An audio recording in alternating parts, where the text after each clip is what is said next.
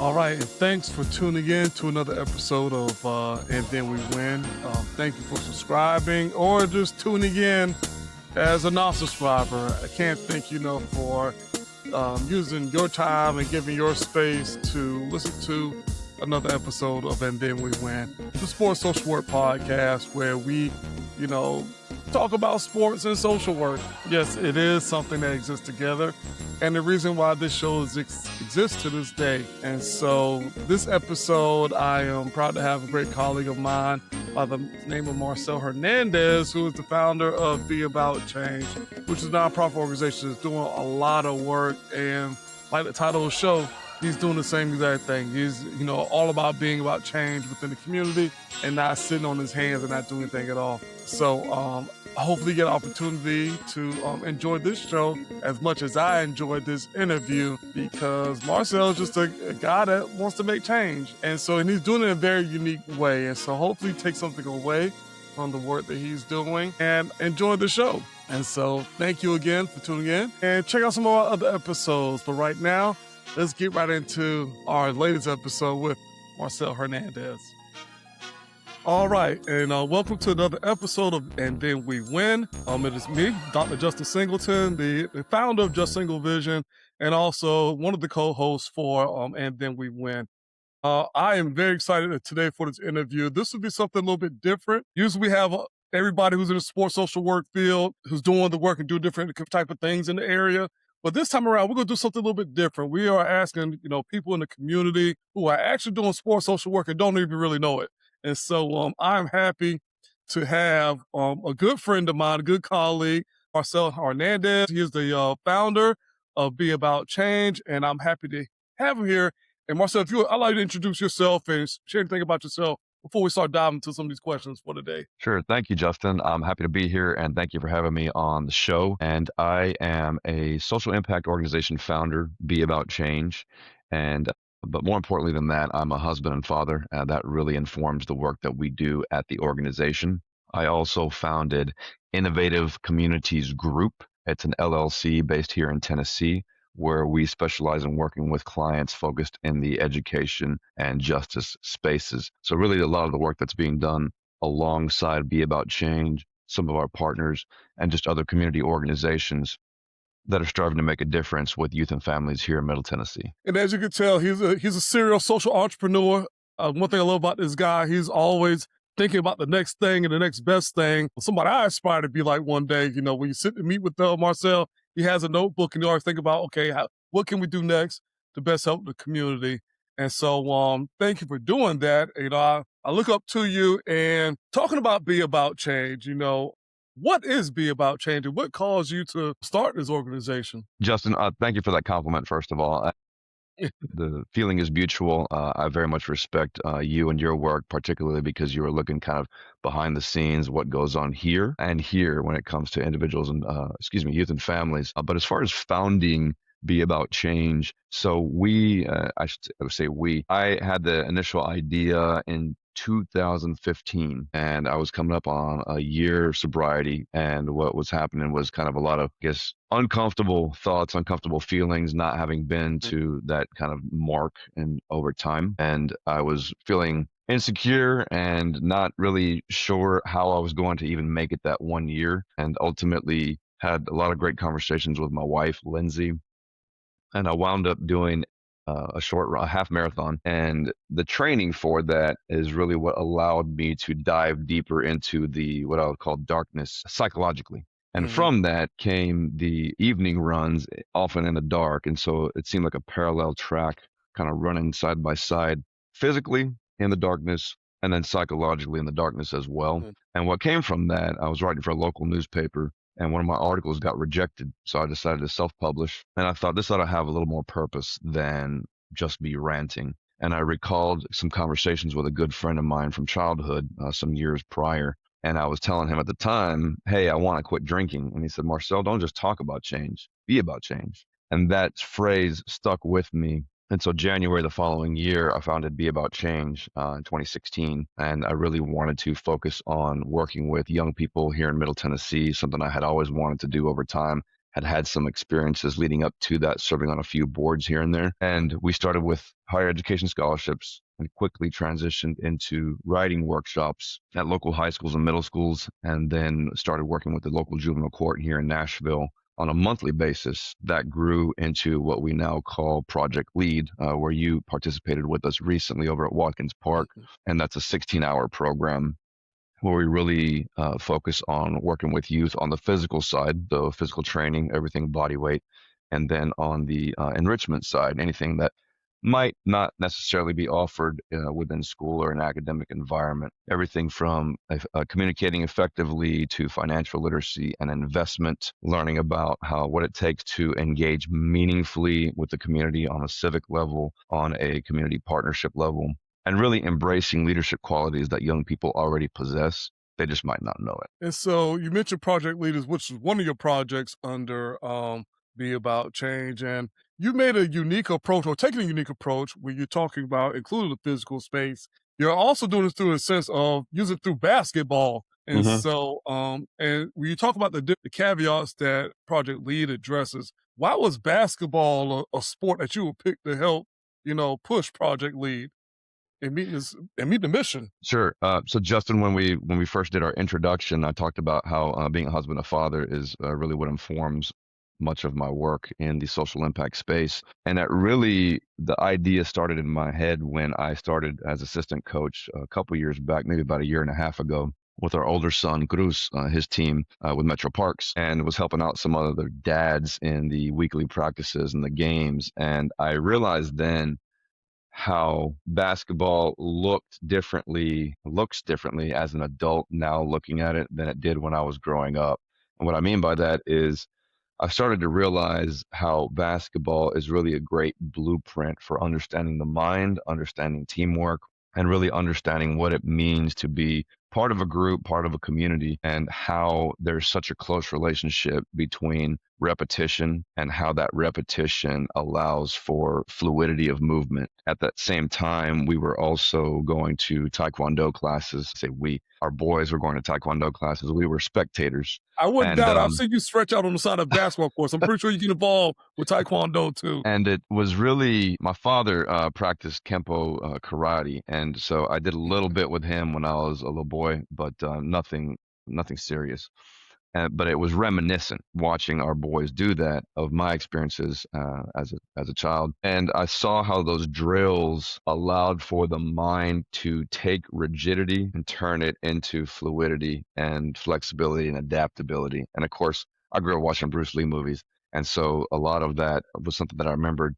In fact, now that I'm talking about it, I remember watching those movies on Saturday mornings with my dad. Very meaningful. And I looked at basketball that same way. Of course, when we teach sports, we teach in different steps, or even like, say, a deadlift, for example. I know you do powerlifting.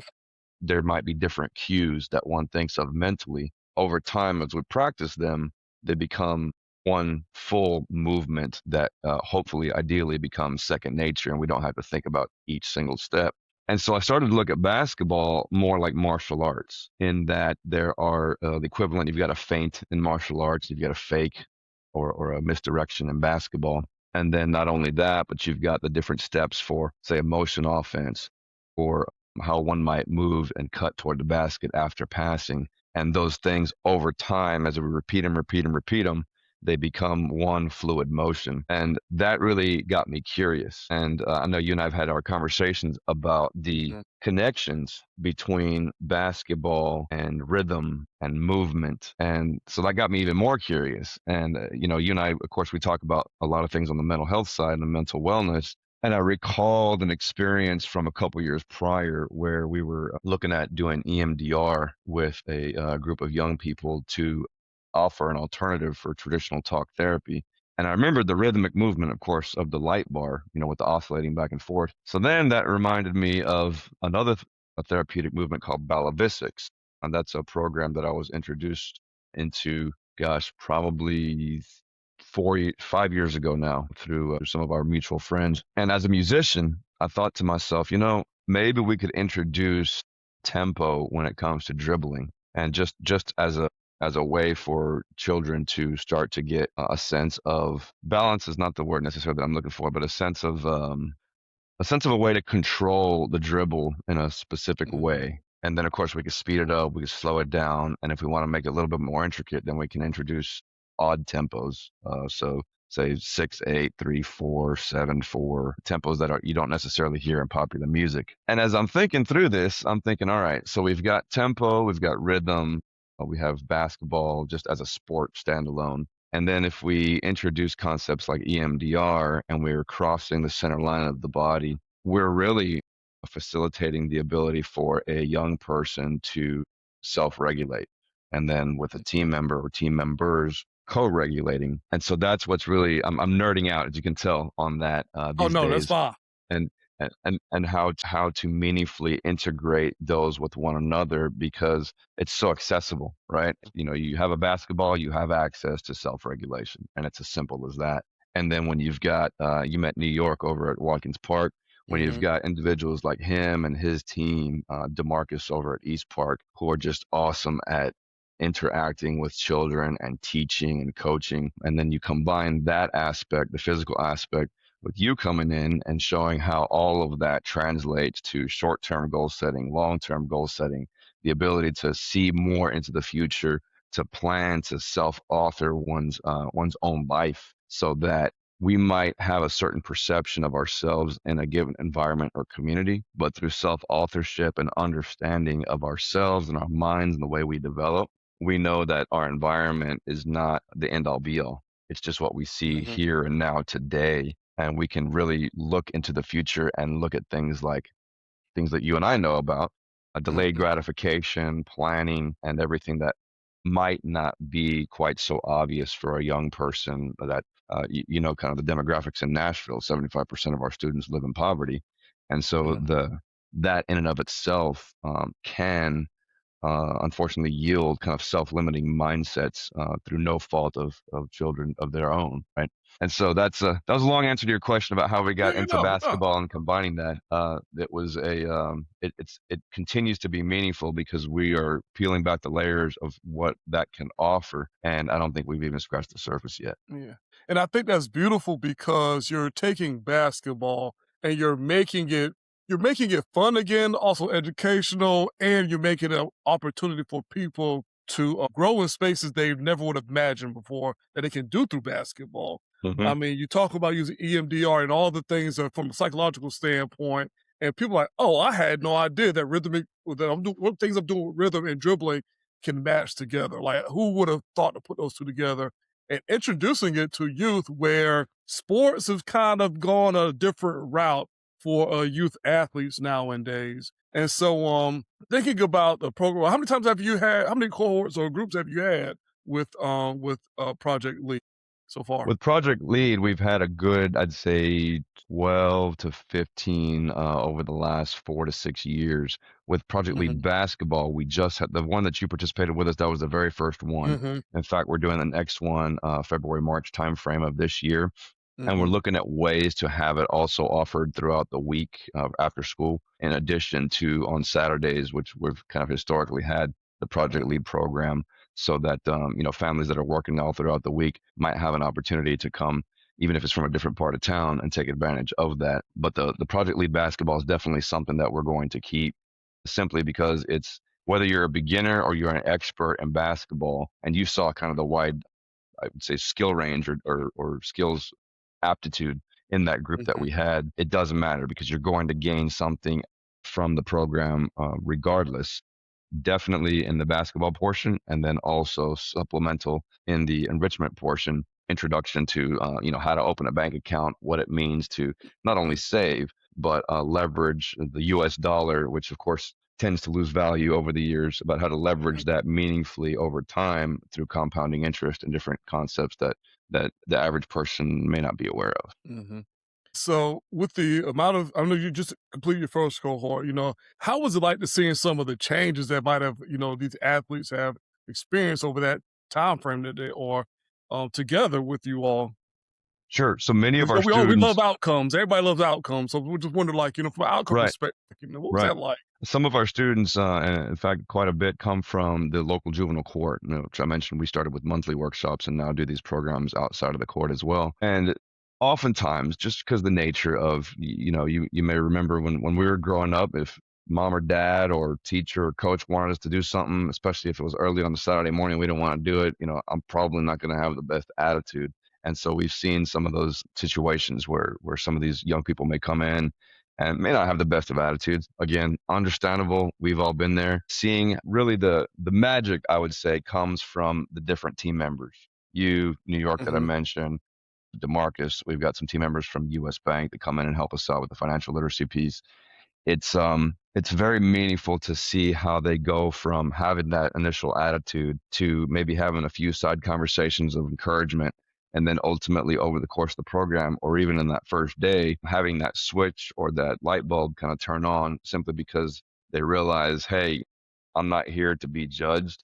I'm here because I can Hmm. develop, and it doesn't really matter how I got here. What matters is where I'm going. And so Hmm. I think one of the young men that you saw there that day that was kind of struggling with participating in the exercises and just maybe not wanting to do it, over time became one of the class favorites, simply because everyone saw how he put forth an effort and was ultimately attacking things that may have made him a little bit uncomfortable.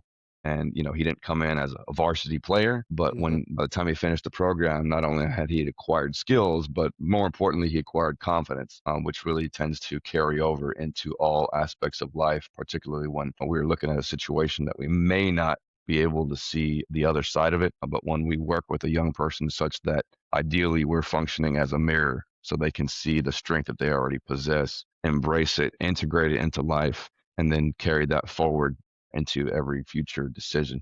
Now, again, we're not necessarily creating total shifts overnight. It is only a 16-hour program, but it Hmm. really does take the work week in and week out between the Saturdays when we're talking with mom, with dad, with coach, and with others that are in that young person's life to be able to ideally kind of fully elevate and uplift the young person so they can see a little bit farther down the road. Yeah, that's a great point. I do believe it's important to, get everybody involved in that space. And so like how do you get the parents involved? I know you can have conversation with them, but you've done all this work, amazing work over the course of a couple of weeks. Well, more than a couple, but over the week span that you have spent time together. How do you get those parents involved to make sure they're part of the development process? What are you? The typical approach that we take with any group, and we really try to make it local to the zip code, to the region, in this case, in Davidson County, but we work in other counties as well, is we ideally partner with somebody who's already well known in the community. So, for example, Mhm. Watkins Park,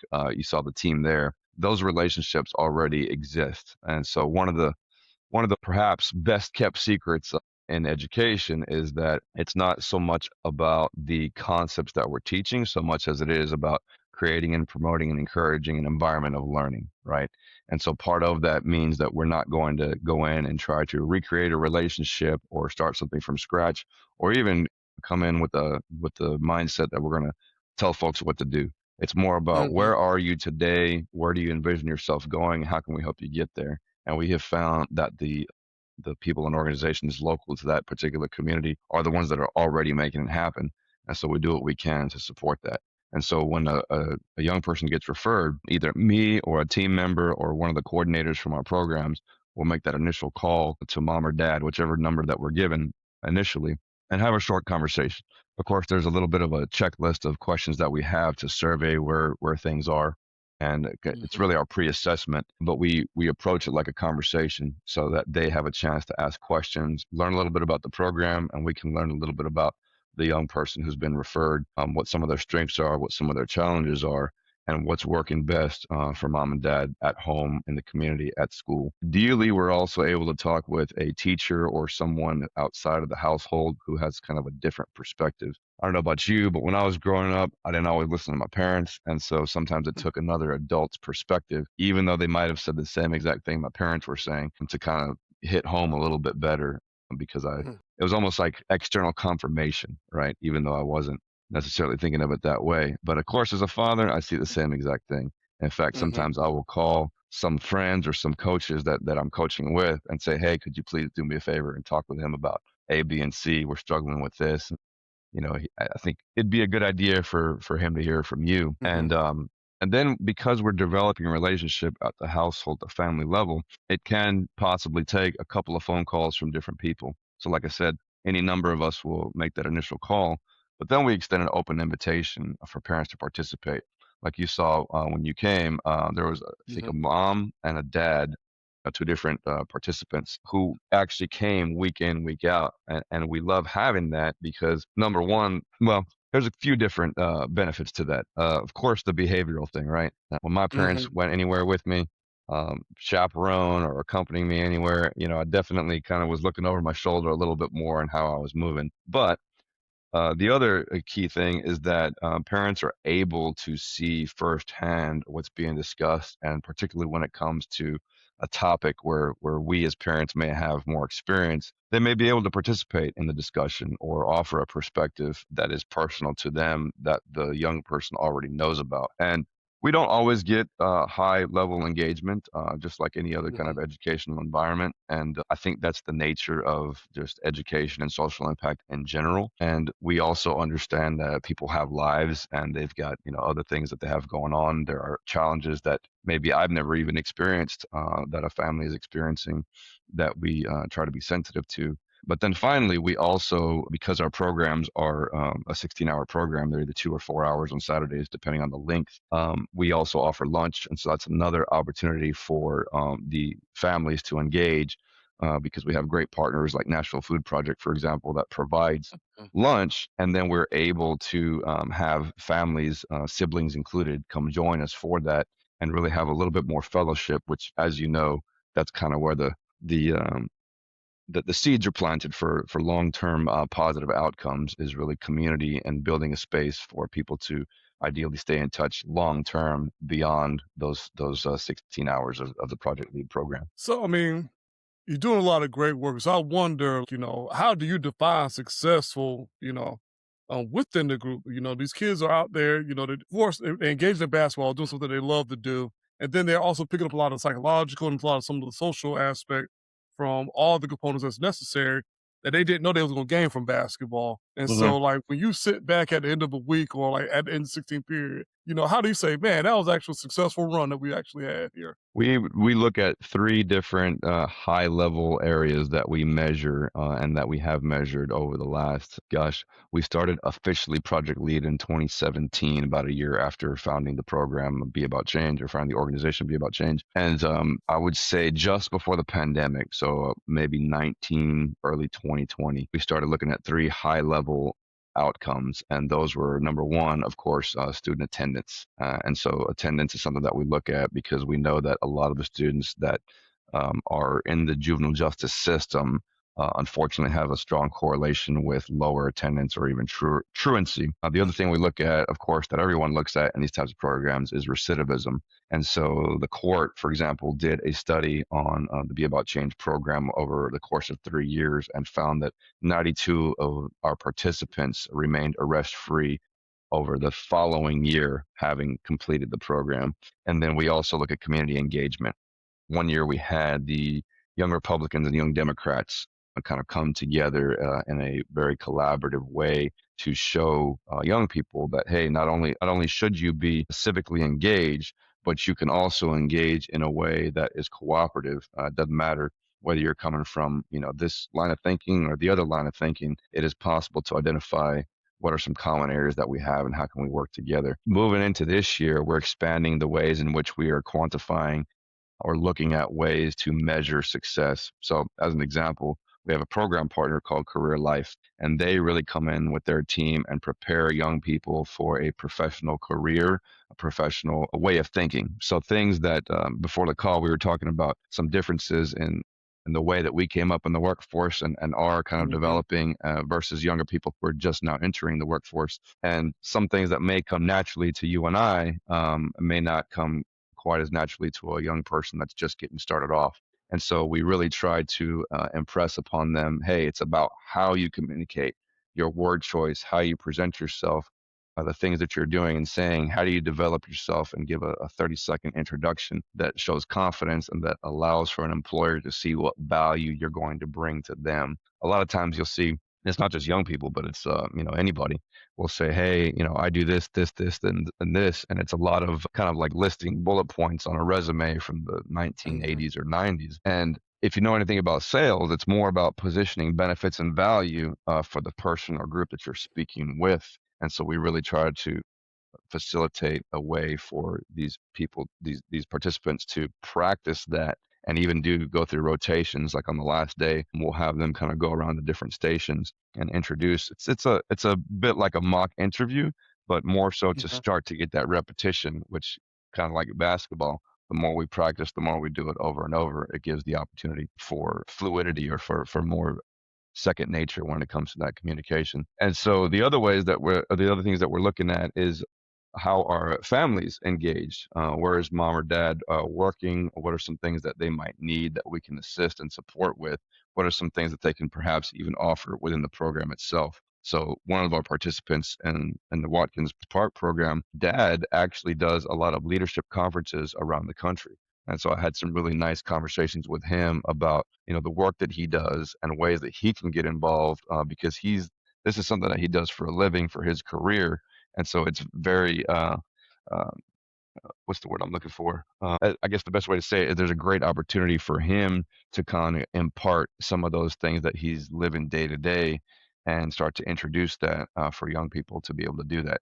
One common thing that we do over every session is encourage the pursuit of discomfort, and we've never had a cohort where the participants did not do that, because we create an environment where the team kind of cheers on the individual and vice versa. And so again, doesn't matter the skill level when it comes to the physical portion, or the comfort or confidence level when it comes to the presentation or classroom portion. It's an environment where everyone cheers everyone else on, and we're able to just facilitate, or provide an environment for a young person to experience what it means to thrive, and to develop some confidence. I was just sitting here thinking how amazing, like everything's all tied together. I've worked with some students in the same community that you serve at Watkins Park or whatnot. Hmm. And when I was coaching or, working with kids, like they really didn't understand the importance of communication. Like even if you're on the field, like communication is very important with your teammate. So you're allowing that space to happen. It's like not only is important on the field, but off the court or off the field. Like this is why communication is important. We talk about selling yourself and having those interviews and whatnot. Hmm. Even from the family engagement piece, we just had a colleague on here the other week who was just talking about some of the things that our parents are doing in the stands, or, how they communicate and engaging with, referees and coaches and whatnot. And so you allow them the space to see a healthier space of like, okay, this is how we get involved. This is how we communicate with each other and benefit from Hmm. this, being together, working together, and most importantly, communicating together. Not as important what happens on the field is a skill that is definitely needed, but also off the field and off the court, because Hmm. I've seen it where it just doesn't exist as much. It's not being coached a lot. And so when you can do that on and then see that's a transferable skill off the court or off the field, it's just like you're creating a full circle effect for not only just the family, but also the youth who are actually playing the sports. And so that's very powerful in order to do that. I know you got Project League basketball. Is there ideal for like any other sports being used in this model in the future or anything like that? We had some requests for soccer, and so we have a group that we work with in West Nashville that also has locations in Antioch. And Mm. soccer, I will add, I am not a soccer player despite my last name. You might think that I played soccer growing up, just it's a stereotype. But Mhm. I played soccer 1 year and quickly realized that I was not going to develop confidence playing this sport. But I know that there are some similarities between basketball and soccer. Just I'm going to sound ignorant, right? From a development standpoint, obviously soccer is all lower body when it comes Mhm. to the skills development predominantly, but the participants in some of these programs play soccer constantly. And if we were to play a game, would own me with no problem, right? But Mhm. they express an interest in soccer specifically, and so that's one thing that we're looking at in terms of that West Nashville and South Nashville, Antioch, those two locations, as far as offering that. Again, similar format. It's just we've learned that we can pretty much toggle the physical training portion with any other theme, and so it was relatively straightforward to replace the body weight training with the basketball because that includes some conditioning Hmm. elements that I can also participate in from the standpoint of leading, whether it's a warm up or whether it's drills that involve some circuits. And so it's conceivable that that will carry over very smoothly into a soccer environment. Football, I don't necessarily want to touch because of the I guess the different the complexity when it comes to being Hmm. mindful for other types of injuries. But certainly football and other sports have the similar characteristics that you just kind of touched on, is allowing for how to conduct oneself on the field, on the court, and then ultimately how that carries over into other aspects of life. And when you were describing that made me think of when I was growing up. There was a basketball camp that I'd go to every summer in Dallas, where I grew up.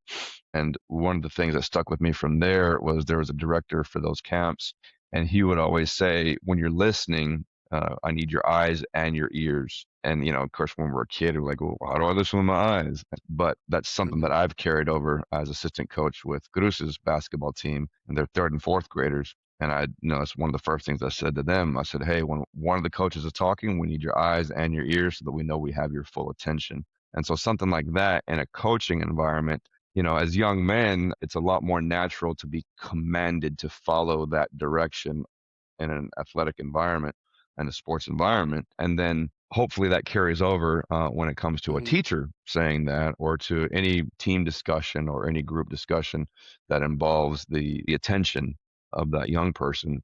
So one of the other things that works well is because we do the basketball or the physical training portion on the front end. Of course, if it's Hmm. early on a Saturday morning, it allows waking up a little bit, but it also allows to get out some of that energy that might be left over from the week that may Hmm. not have been able to release throughout the week because we were in a more rigid or more, just say, a different environment. And so it's been really cool because oftentimes I find that I'm implementing things that I've learned in the social impact world and working with, say, teenagers with even third and fourth graders. And that allows for us to prepare them sooner, hopefully, in certain ways. Like one example is we have a um, boy on the basketball team he's a fourth grader, and he's very skilled in his development.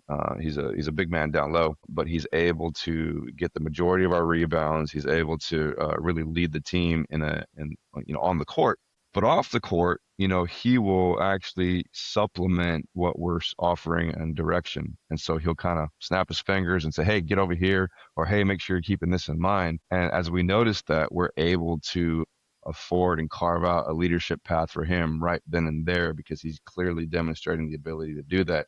And I find that amazing that a 10-year-old boy can do something like that at such a young age. And we've all told him, hey, this is going to carry you far because you already have the insight and the ability and the awareness to see how your voice can speak into the abilities and the futures of your teammates. And that's the quality that you must retain throughout life. Hmm. And I love that because it has little does he know, he's probably has some little self awareness and self actualization. Like, oh, because I'm here and I'm doing this, I'm in an environment where I can do this type of work of being a Hmm. leader and, being able to point out directions.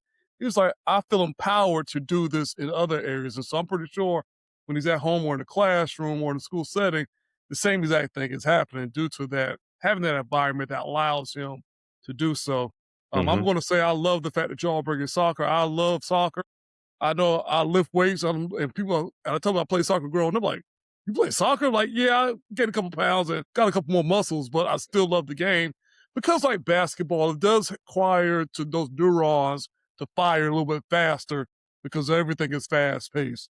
So, like usually when I play soccer, I got to think about 2 or 3 steps ahead. It's the same thing with basketball. It's a lot of Hmm. motion. Where do I put the ball? Where do I need to be? How do I get to my space? And what do I do to make sure that my other teammates involved? And so, yeah, as far as like the floor, being a floor general or like doing all the things on the court, requires the same exact thing. And I love that you all are bringing that. So, whenever you had a summer sessions, I'm gonna just come out there just so I can get back in shape, and help out some. But doing a lot of work with Project Lead, and I know that Be About Change is much more than that. And so, what are some other future projects you all have coming up? through Be About Change? The other program, we have two main programs. Project Lead is the core program that we started with and that we're keeping over the coming years and decades. Reading Success is relatively newer. Gosh, it's been a good 4 years now where we started working in literacy. That came about because a former school board member introduced me to a lady named Sister Sandra Smithson. She was a Catholic nun. She unfortunately passed away, but I met her, gosh, I want to say March of 22, right around then. And I sat down with her for 2 hours in her home, and she changed my life. And that's just Mhm. how impactful a person she was, and really kind of still is in terms of the impact that she continues to make through her spirit and energy and that sort of thing. And she really called me into literacy because I realized how early childhood and elementary education and really just those kind of formative years, they are the foundation of our future. And so the Reading Success program we do in partnership with an organization called Project Reflect that owns the program and the software, the curriculum Reading Success. And it really is a sequential blended phonics program that allows for the child to go through the program at their own pace. And it builds comprehensively from one lesson to the next through a series of games. And so we've developed it to where it's a kind of standalone application that's offered on either computer or device, and they play these games, and over time we're able to see on the back end the progress that they're making from the data standpoint, some skills that they may need a little bit more support with, and then teachers are able to really kind of pinpoint and identify those, and as necessary and as needed spend a little bit extra time as enrichment or support, and it's really meant to prevent any type of retention from an academic standpoint. As you know, in Tennessee, we have the third grade retention law. And of course, it's critical that a child learn to read because it's access to the entire rest of the world, every other discipline, every other subject, and really other environments and other parts of the world. Where it really kind of hits home is when I started to really contemplate what it means to learn to read and to understand oneself and the world around us. I look at things like John 1 from the Bible that talks about in the beginning was the Word was with God. And as I've reflected on that passage and similar concepts, even that don't involve scripture at all, it occurs to me how reading and understanding and communicating and speaking and using one's voice is creation, is participation in the world, is speaking into the future, is embracing voice, gosh, and even just frequency and music and harmony and all these things that kind of blend together to make what we call life. And then facilitating that for a young person to be able to understand him or herself and then speak and create and commune, participate, regulate, co-regulate, offer, and just I guess serve others in this world. That to me is the power of literacy. And so this year we're launching a bilingual program called Vamos a Leer, which is simply Let's Read. And that came about because this quick backstory on it is when I was a little boy, I'd come home from church. It would just be me and my mom go to church, and my dad would stay home. But when we get home, I would look forward to sitting in his lap and reading the Sunday comics. And so we'd read things like Peanuts with Charlie Brown. We'd read Hmm. Prince Valiant, Ziggy, Garfield, kind of all the greats from my childhood, which of course preceded me. And I remember, my dad would be reading. He'd be like, Prince Valiant, in the days of King Arthur, our story, and then it'd be like a little one strip, and then they kind of leave you hanging so you Hmm. read it the next week. A few months ago, my dad is telling me a story about when he was growing up with my grandpa and his siblings. They would read the Sunday comics and follow along as a radio announcer would read them on broadcast radio, where they grew up in El Paso, Texas. Immediately it clicked. I'm like, that's where my dad learned how or why he ought to read with me. And so the idea for Vamos a Leer came from that conversation. I was like, man, I've got a good friend, Godlos, who works with Ibiza Life Radio. We've talked about doing a regular show. This is the perfect opportunity. And we can do it in English and Spanish, bring in other partners like My Brother's Keeper, Imagination Library, and other literacy focused organizations to really just offer an opportunity for families to read together. And so we're kicking that off on the 27th of this month of January at 6:30. and we're utilizing the Imagination Library engine because it's been around forever. And so it's known and it's easily accessible for families who need books or who want books for their children. And so we'll read together. We'll bring in kind of the partner of the month and then allow for families to also read together. And the unique thing about it is that we're doing it in English and Spanish. And so we're inviting communities who might not otherwise be together in a moment or in an event and allow for the simple act of reading. And so we'll supplement that, of course, with the ability for some either at the household level or organizational level to access reading success of the program to but ideally continue to build those skills so that the child can learn to read not only as a practice and a habit, but as something that's fun and engaging and meaningful for the entire family. And so we'll be doing that each month, selecting a book from the Imagination Library list, and then partnering with some local organizations to, of course, promote it and sponsor it, and really build it out into a community-wide opportunity for learning for the entire family. And not only that, but in the safety of their homes. So, of course, everyone's aware of the climate in our country, the different things Mhm. going on, how many marginalized communities are feeling even further kind of pushed out, whether it's from resources or acceptance or even the ability to drive to work or drive to church. And so the fact that we can facilitate an opportunity for families to stay together and to read together,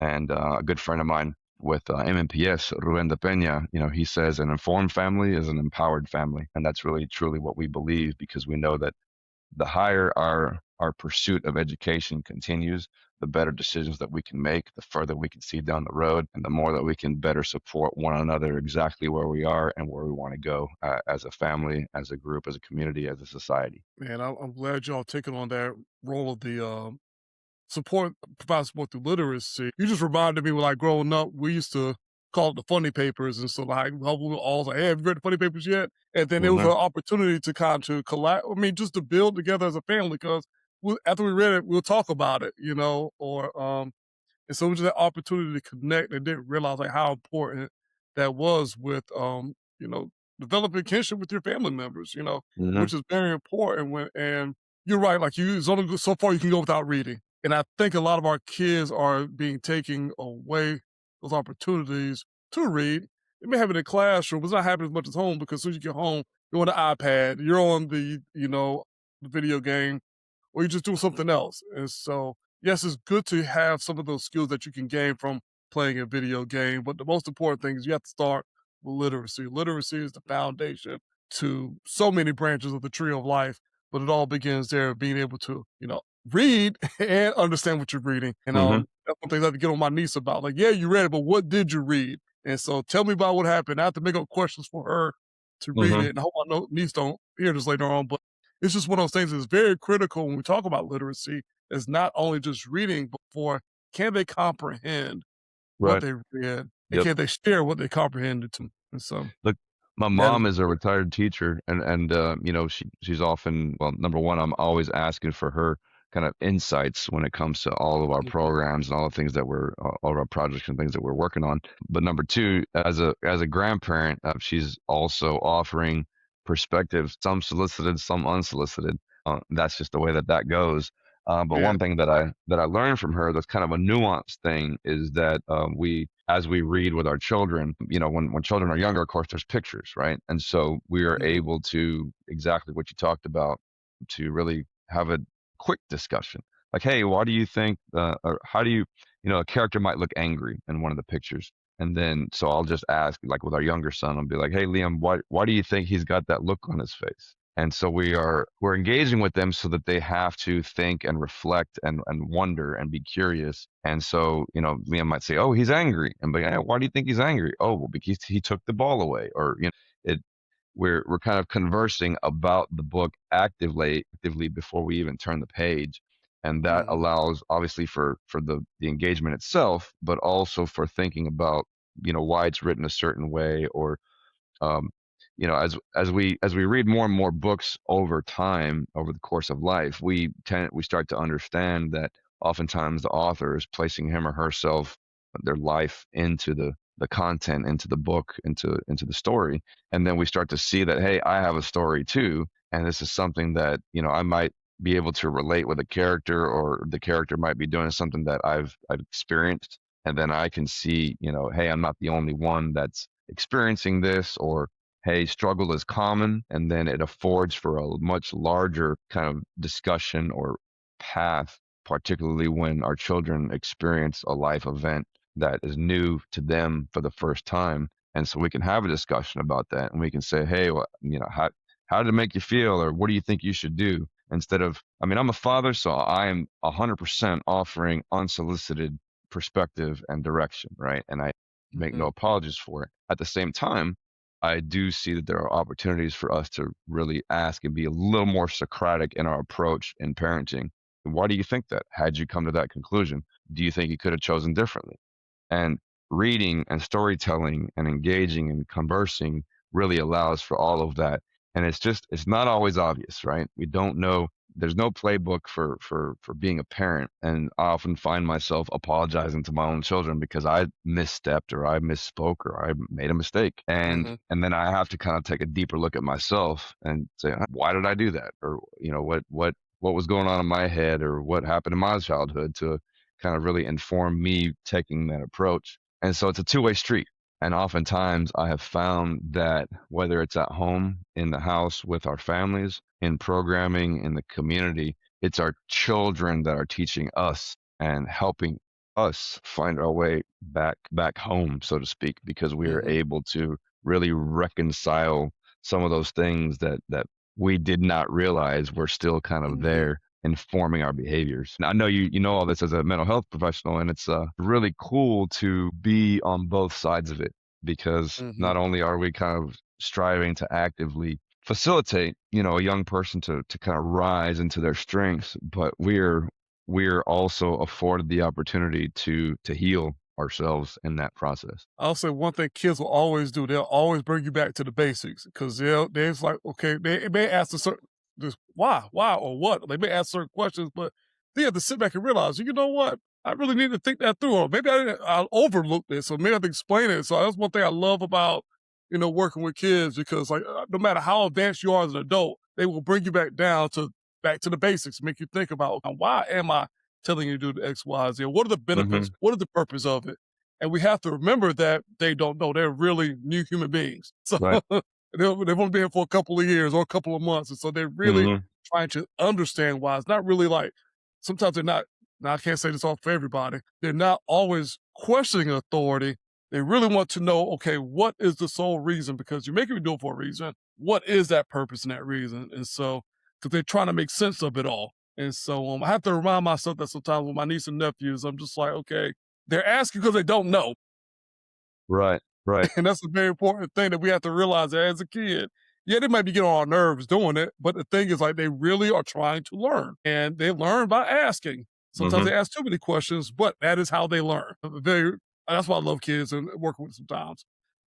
But Marcel, I know we could talk all day, and so and we probably could we could do be a 2 hour show if you wanted to. But one thing I always ask my guests, because the show is called And Then We Win, we always Hmm. talk about, what are some of the important things that's, vital before we talk about winning in the concept of sport or even in your work, just in life in general. And so just thinking about, all the work that you do, before we think about winning, what is something that you feel like is important to address before we think about success and winning as that being the end goal? Just this past Monday, we had a basketball practice, and it was a conditioning practice because even though we had some over the holidays, we knew that we would have the majority of the team back for sure on Monday, and so we focused heavily on conditioning, knowing that we had our game that we just had this morning, and we had your weave that we had kind of teams going down the court and back, and then we had very intentionally get the bounce pass at the end for the layup, and we try to teach them early the bounce pass. Nobody's doing it at your age, so you're going to win, quote unquote, if you do that Mhm, more. And then the teams that would lose when it comes to time, we'd time them going down and back. The teams that would lose had to run them down and back. The teams that would win had to do a set of push-ups. And of course, they initially, when I set the criteria for it, like, why do we got to do push-ups? We won. And I said, because no matter what, whether you're winning or losing when it comes to the time or the competition aspect, you're going to continue to improve. And so we facilitate it to where there's always going to be some progress to be made. And when it comes to life, I'm what you might call a late bloomer. And nothing other than my stubbornness and just being, I am in recovery. So anyone that's in recovery can tell you, hey, it took a lot of me kind of beating my head against the wall to realize that, it was a matter of how I made my decisions and maybe even to some extent learning why I made them in the first place. And so a lot of my personal experience I brought into parenting teams with the younger children and then, of course, programming. And so the way that I define winning is simply learning. And if we're able to create opportunities for us to look for learning and look for educational aspects of everyday events, then we are winning. And so even if we're losing a game, or if we lose a game, or if we stumble symbolically, or if we stumble physically, out in the court, there's always the opportunity for us to stand back up. And so another example of that would be we'll be outside playing basketball, and there's a goal right outside, and one of our boys, particularly when they were younger, more so, but would fall, skin a knee, and instinctively, as a parent or as an adult, we want to rush and help them up. And one thing I learned pretty early on was I can run over or walk over. Is as parents, you start to understand the severity of a fall. Is it serious or not, right? But I'll walk over, and I'll use Liam as an example because he's younger and he's a little clumsier. But I'll walk over and I'll just get down on his level, but I will talk with him until he stands up, because I tell our boys very without editing any word choice. I say, me and your mom are not going to be around forever. You will need to take care of yourself, take care of your brother and those around you. And so the simple act of allowing for them to stand back up by themselves, for me at least, is something that I want them to have the confidence to have, because they will have to continually stand back up all throughout life. And in that sense, just standing back up, just getting out of bed, just taking the very next step, just putting down the drink, just taking the next dribble, just running the down and back a little bit faster the next time, or putting forth the effort. That to me, hands down, is winning, because when you're putting forth an effort, you're breathing and you're living and you're attacking life. And it doesn't matter how that attack looks relative to the next person, so long as that you are standing back up, because you can and you will. And that's the approach that we take with in our house and in sports and in programming. Wow, thank you, Marcel. You have me ready to run through a wall right now. Like I'm ready to go. Like I always enjoy conversations. I always feel that much more motivated. But that moment right there just had me like, okay, I'm ready to suit up. Basketball shorts or a football helmet. Give me something and let's go play. So, Marcel, Be About Change is a nonprofit organization. So I would love for you to share where people can find your webpage or any type of social medias, so maybe people can support you in their own way if you need it. Absolutely. So beabouttchange.org, exactly how it sounds, is our website. We're on the major socials, and the best way to get in touch, whether you want to make a donation, is going to be to beabouttchange.org, or if you want to volunteer or even be contracted potentially as an individual or organization in some of the topics that we've discussed. There's also opportunities for corporate partnerships. Of course, they can be directly through Be About Change. They can be through some of our partners. They can be with Ibiza Life Radio as we kick off Vamos a Leer, the reading program. And so many ways to get involved. You can come read along with us, whether you speak English or Spanish or both. Of course, bilingual is preferred for that format. But ultimately, it's really kind of coming into community and making sure that you as an individual are working on yourself. So some of the things that we touched on, Justin, looking at ways that we can improve personally, ways that we can improve as leaders in our community, in our homes, and then ultimately identifying something that we want to see make some progress in our community, and then becoming more involved with that on a consistent basis. It's easy to come for a session or two and see what it's like and feel good, and then go home and say, hey, I did my good deed. It's a little more difficult to do that time and time again, particularly on rainy days or days when we don't want to get up. And then finally, if it's something where a person is not necessarily in a position to make a time or financial commitment, make a commitment to yourself. So it's the beginning of the year. It's a great time to embrace one of those goals that may have been kind of festering or tugging at you over the last few months or years, and just know that you as an individual person have the capacity already built within you. There's not a secret conversation or video or thing that you're going to watch or do that's going to activate that, so much as it is for you to just take that step and move one step at a time, one day at a time, and then week, month, year over year, you'll look back and see the progress that you made. So that's really the biggest invitation that I have for people in our community, is just to know that you already possess that strength to move forward, and then just get out there and do it. Wow, thank you, Marcel. You always cover all the bases, and so we greatly appreciate that. I can't thank you enough for being on the show. And of course, we'll have many more conversations in the future. Something's off camera, but I really look forward to continue to support me about changing the way possible. And thank you for joining us on And Then We Win. All right, we have a good one. Thank you, Justin. You too. Talk with you soon. All right. And thank you for tuning in to And Then We Win. My name is Dr. Justin Singleton, and I'm a sports social worker. I love what I do. And if you're interested in learning how I can best support your athlete, your parent group, or even the team, please feel free to reach out to me at info@justsinglevision.com. That is info@justsinglevision.com. Feel free to contact me for a free 30-minute consultation so we can figure out how we can best support the mind, vision, and action of your athletes. Thank you, and take care.